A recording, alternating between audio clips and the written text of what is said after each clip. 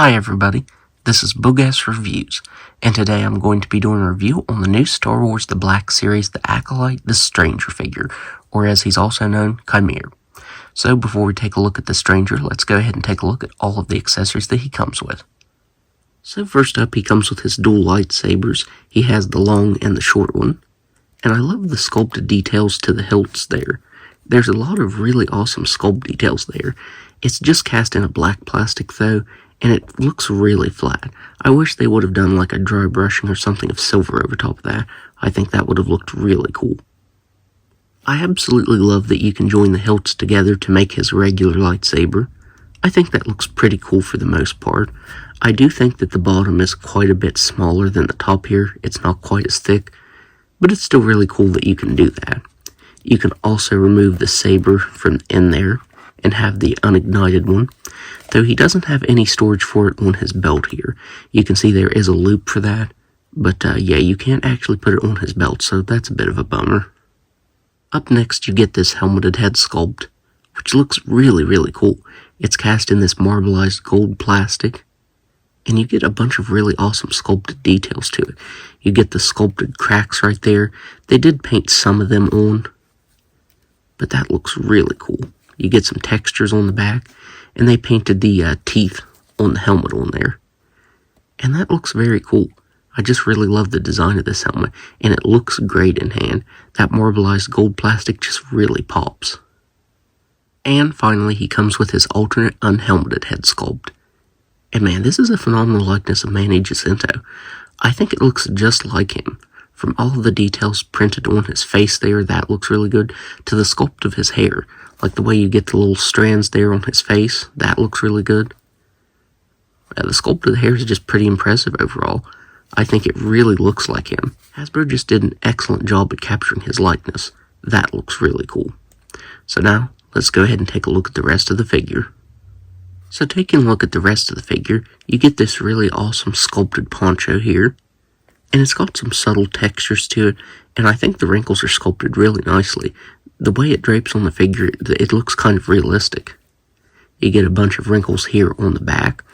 Now, one thing about this figure that I love is you can actually take this off. You do have to pop the head off like that.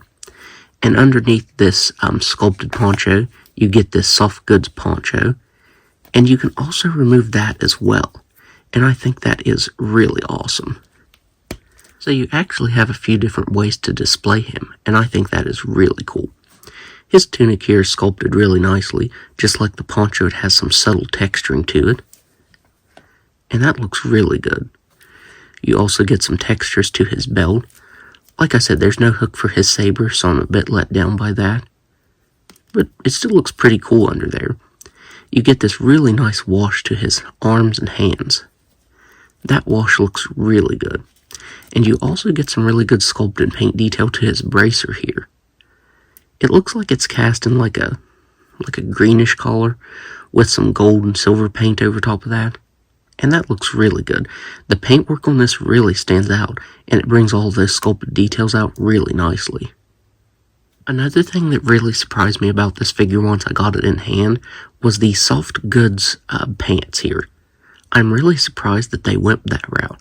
I mean, they could have went with sculpted, but it wouldn't look as good or as convincing as the soft good pants.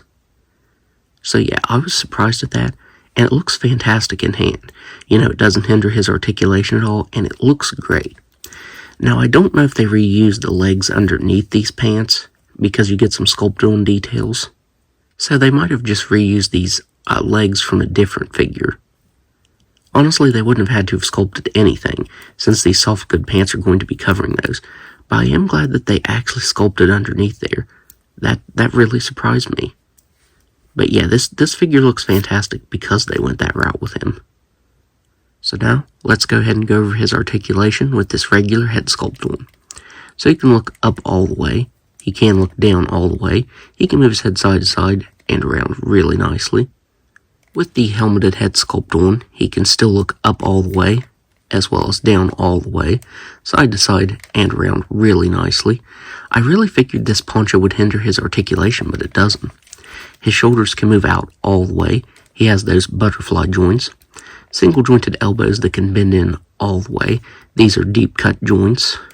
He has ball jointed wrists that can move up and down very slightly and spin all the way around. I definitely like that Hasbro has started using ball jointed wrists lately. I think that looks so much better than the hinged wrists that they normally use.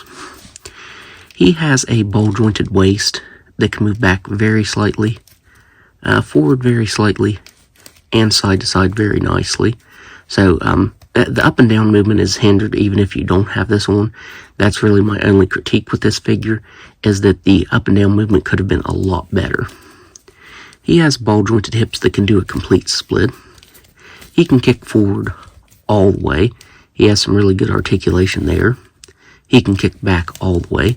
He has a swivel at the thigh, single jointed knees that can bend back that far, swivel at the boot that can move side to side, ankles that can move down all the way, up all the way, and a nice ankle rocker. So yeah, another thing that surprised me with this figure was the articulation. You know, even with this sculpted poncho on, the articulation isn't hindered at all. So that really surprised me. He has some incredible articulation. So now, let's do some size comparisons. So first up, here he is next to May and Hologram OSHA Violation. Here he is next to Jord Fandor and the Deluxe Kelnalka figure. And finally, here he is next to Jedi Master Soul and Endara. So overall, I would highly recommend picking the Stranger up. Honestly, he's one of my favorite Star Wars The Black Series figures of this year. Hasbro just really did an outstanding job on him. All of the Acolyte figures that I showed off in the video, I've actually got them at discount. But I feel like the Stranger is the only one so far that's actually worth full price. He's just a really well done figure. He has some phenomenal sculpt detail to him. The helmet looks great, the unhelmeted head is a fantastic likeness of the actor, and I absolutely love all of the soft goods that we get with this. You know, you get the soft goods poncho underneath the sculpted one, and he has those tailored pants, which I think look fantastic. I don't know how I didn't realize that the figure had that, but man, in hand, it looks really good, and I've had a ton of fun posing him around. So yeah, you can say what you will about the Acolyte show, but the figures are actually really awesome, especially the Stranger. He's definitely my favorite figure from the show so far, and surprisingly, one of my favorite Star Wars The Black Series figures of this year. I think that's what surprised me most, was one of my favorite Star Wars figures actually came from the Acolyte. So, that's my review. If you like this review, be sure to hit the like button and subscribe to my channel. Thanks for watching.